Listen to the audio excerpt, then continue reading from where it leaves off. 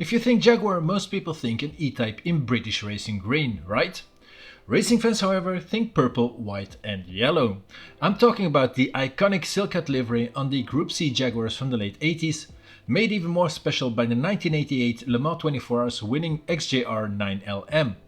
This is a car that brought the winner's trophy back to Jaguar for the first time since 1957.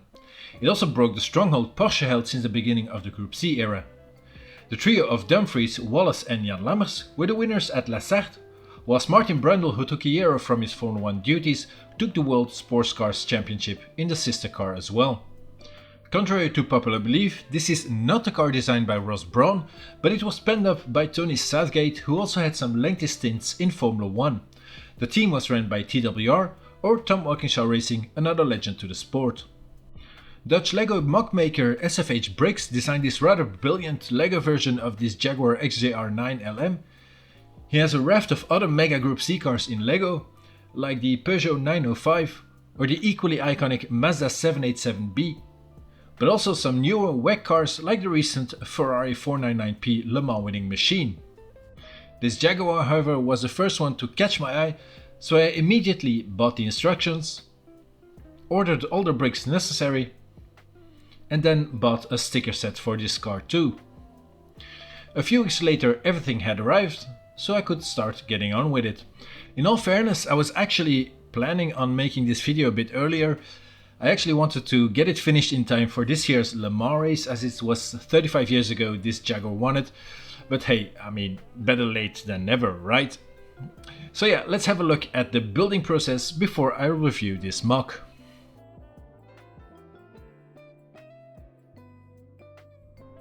Building this car was a nice experience. It took me less than an hour to finish it up, and a lot of that time was actually spent on applying the stickers in the exact correct position, as I think a lot of work has gone into creating this beautiful car. It would be a shame if it's ruined by crooked sticker work. The instructions were very clear. I don't think I came across any mistakes. I also really like the small informative bits of the real car you get from time to time during the instructions. Some parts of the car were a bit tricky to build at times, like this smaller rear wing type of thing, which is not a very solid structure.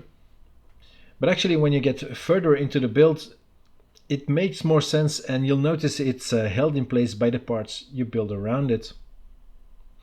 So yeah, there are some very interesting techniques used to create some of the shapes, and overall, if you apply the bricks in the correct way, it should all just fit perfectly fine. I did have some parts that popped off when applying pressure or when adding another piece, but that's more down to me not attaching the parts in the previous steps perfectly. Seeing it coming alive step by step is very satisfying, and the end result is this pretty cool LEGO version of that iconic Jaguar.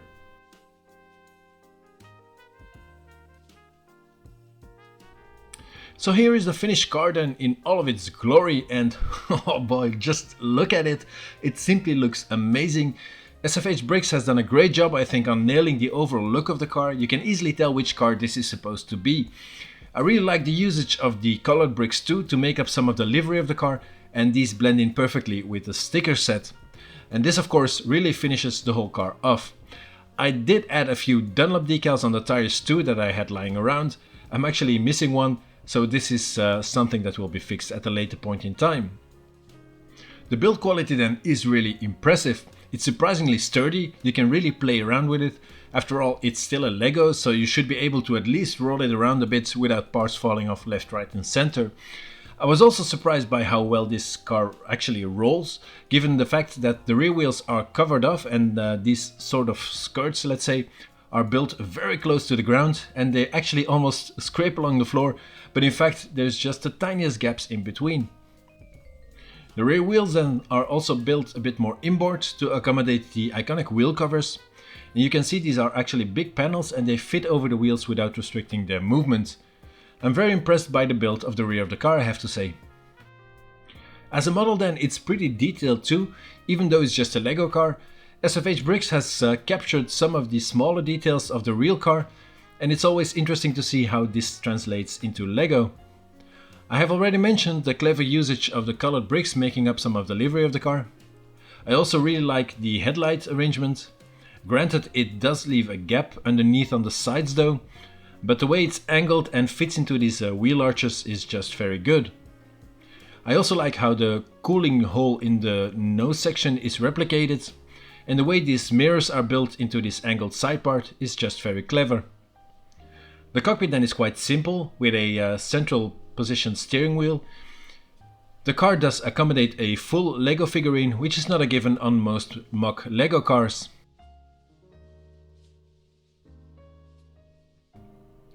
The engine cover then can also be removed to reveal an actual V12 engine setup. I really like the addition of this small blue container next to the engine, just like you have on the real car. I mean, this is such a nice small detail. The rear of the car is, as I mentioned, a real piece of LEGO engineering masterclass.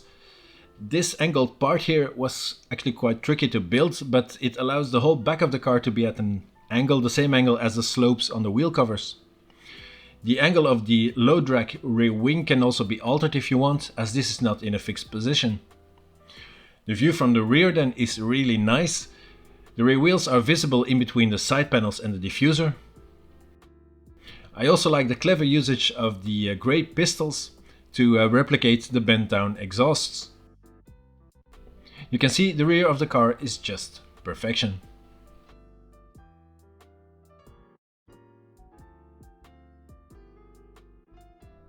So, final thoughts about this LEGO MOC version of the Jaguar XJR-9LM.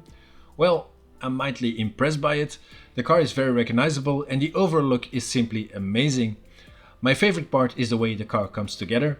It's not just slamming brakes onto one another, but the whole setup has been very cleverly thought through. The whole back of the car is a testament to that. The fact that you can even have the engine cover off to reveal a pretty accurate engine setup is really incredible. There's not a lot more that I can say about this, except that this is pretty much a perfect LEGO MOC car in my opinion. I mean, it checks all the boxes, it was not too complicated to build, the process was very enjoyable, and you actually feel like you kind of learned something along the way too.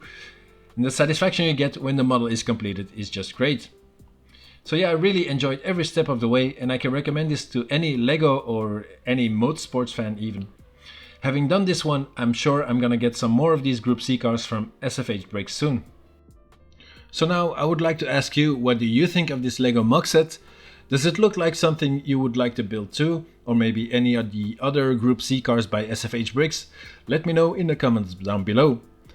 So yeah, thanks a lot for watching. If you enjoyed, please leave a like, subscribe to the channel if you haven't already done so, and check out the other videos too if you like this kind of content. In the meantime, take care and see you again in the next one.